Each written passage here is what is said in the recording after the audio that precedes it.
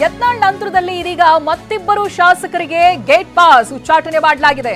ಬಿಜೆಪಿಯಿಂದ ಎಸ್.ಟಿ. ಸೋಮಶೇಖರ್ ಒಬ್ರು, ಹಾಗೆ ಹೆಬ್ಬಾರ್ ಇಬ್ಬರನ್ನ ಕೂಡ ಉಚ್ಚಾಟನೆ ಮಾಡಲಾಗಿದೆ. 6 ವರ್ಷ ಉಚ್ಚಾಟನೆಗೊಳಿಸಿ ಬಿಜೆಪಿ ಹೈಕಮಾಂಡ್ ಆದೇಶ ಹೊರಡಿಸಿದೆ. ಕಾರಣ ಪಕ್ಷ ವಿರೋಧಿ ಚಟುವಟಿಕೆ. ಈ ಆರೋಪದ ಅಡಿಯಲ್ಲಿ ಉಚ್ಚಾಟನೆ ಮಾಡಲಾಗಿದೆ ಇಬ್ಬರನ್ನ ಕೂಡ 6 ವರ್ಷಗಳ ಕಾಲ.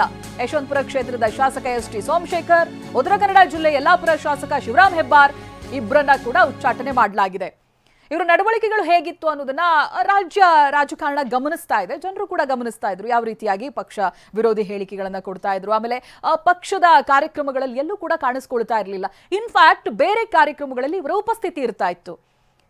ಇವೆಲ್ಲದಕ್ಕೂ ಕೂಡ ಉತ್ತರವಾಗಿ ಉಚ್ಚಾಟನೆ ಮಾಡಿದೆ ಪಕ್ಷ. ಯತ್ನಾಳ್ ಆದ ನಂತರದಲ್ಲಿ ಇದೀಗ ಮತ್ತೊಮ್ಮೆ ಇದೇ ರೀತಿಯಾದಂತಹ ಸುದ್ದಿ ಬರ್ತಾ ಇದೆ. ಯತ್ನಾಳ್ ಉಚ್ಚಾಟನೆ ಯಾವ ರೀತಿಯಾಗಿ ಸುದ್ದಿ ಮಾಡಿತ್ತು ಅಂತ ಗೊತ್ತೇ ಇದೆ, ಸದ್ದು ಮಾಡಿತ್ತು ಅಂತ ರಾಜ್ಯ ರಾಜಕೀಯದಲ್ಲಿ. ಎಷ್ಟೋ ವರ್ಷಗಳವರೆಗೆ ಪಕ್ಷ ವಿರುದ್ಧವಾಗಿ ನಡ್ಕೊಳ್ತಾ ಇದ್ರು, ಪಕ್ಷದ ನಾಯಕರ ಬಗ್ಗೆನೇ ಹೇಳಿಕೆಯನ್ನ ಕೊಡ್ತಾ ಇದ್ರು, ಸಮರ ಸಾರ್ತಾ ಇದ್ರು. ಎಷ್ಟೋ ವರ್ಷಗಳ ನಂತರ ಅವ್ರಿಗೊಂದು ಗೇಟ್ ಪಾಸ್ ಸಿಕ್ತು. ಇದೀಗ ಮತ್ತಿಬ್ಬರಿಗೆ ಗೇಟ್ ಪಾಸ್. ಪಕ್ಷ ವಿರೋಧಿ ಚಟುವಟಿಕೆ ಅಡಿಯಲ್ಲಿ ಉಚ್ಚಾಟನೆಯಾಗಿದೆ. ಉಚ್ಚಾಟನೆಯ ಬಗ್ಗೆ ಬಿ.ವೈ. ವಿಜೇಂದ್ರ ಫಸ್ಟ್ ರಿಯಾಕ್ಷನ್ ಕೊಟ್ಟಿದ್ದಾರೆ.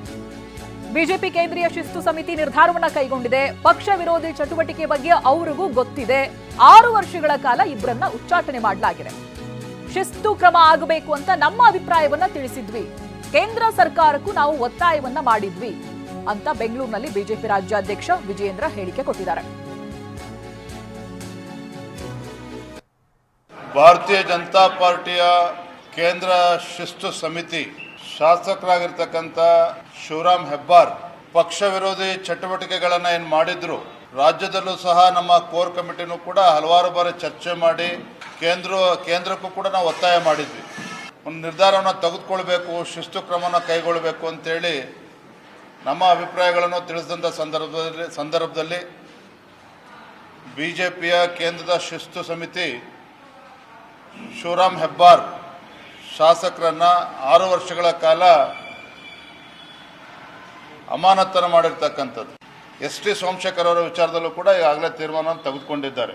ಹಾಗಾಗಿ ಎಸ್.ಟಿ. ಸೋಮಶೇಖರ್ ಇನ್ನು ಯಶವಂತಪುರ ವಿಧಾನಸಭಾ ಕ್ಷೇತ್ರದ ಶಾಸಕರು, ಅದೇ ರೀತಿ ಶಿವರಾಮ್ ಹೆಬ್ಬಾರ್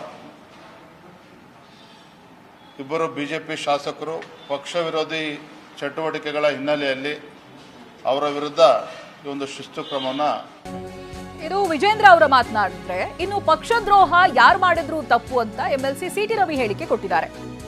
ಭಿನ್ನಮತ ಸಹಿಸಿಕೊಳ್ಳಬಹುದು, ಆದ್ರೆ ಪಕ್ಷದ್ರೋಹ ಸಹಿಸಲ್ಲ. ಪಕ್ಷದ್ರೋಹ ಮಾಡಿದವರಿಗೆ ಇದು ಒಂದು ಸಂದೇಶ, ಹೀಗಂತ ಸಿ.ಟಿ. ರವಿ ಹೇಳಿದ್ದಾರೆ. ಪಕ್ಷದ ದ್ರೋಹದ ಮಾಡುವವರಿಗೆ ಒಂದು ಎಚ್ಚರಿಕೆ ಗಂಟೆ. ಏನ್ ಬೇಕಾದರೂ ಮಾಡಿ ದಕ್ಕಿಸ್ಕೊಳ್ಬಹುದು ಅನ್ನೋದಕ್ಕೆ ಅವಕಾಶ ಇರಲ್ಲ. ಕೆಲವು ಸರಿ ನಾವು ರಾಜಕೀಯ ರಾಜಿ ಮಾಡಿಕೊಂಡು ಗಂಟಲು ಸುಟ್ಕೊಂಡಿದ್ದೀವಿ, ಉಗುಳಕ್ಕೂ ಆಗದೆ ನುಂಗಕ್ಕೂ ಆಗದೆ.